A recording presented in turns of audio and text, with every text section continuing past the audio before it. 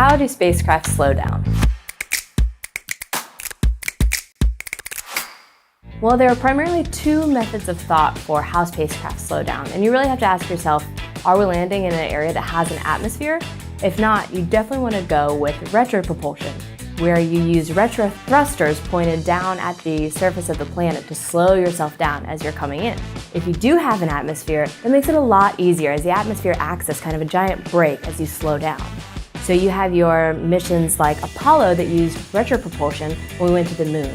When you're able to use the atmosphere, you have your heat shield on the blunt end of your spacecraft coming into the atmosphere, and then the parachutes will come out and slow you down the rest of the way to provide that safe landing. Here at NASA, we're constantly developing new technologies to help with that entry, descent, and landing, or EDL. Some of the trick in entering atmosphere is when you do have it, but it's really thin. One of the technologies NASA is developing to handle those is called HIAD, Hypersonic Inflatable Aerodynamic Decelerator. The HIAD can come as a heat shield much like the blunt body heat shields of those older missions that were made out of ceramics or metals and were very hard.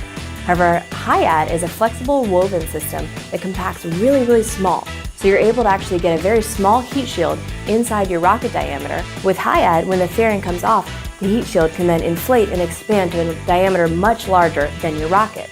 Therefore, you're able to bring in a much larger payload than you were before. So how do spacecraft slow down? You have retropropulsion, you've got your rigid aeroshells and parachutes, and coming soon, we've got these inflatable heat shields.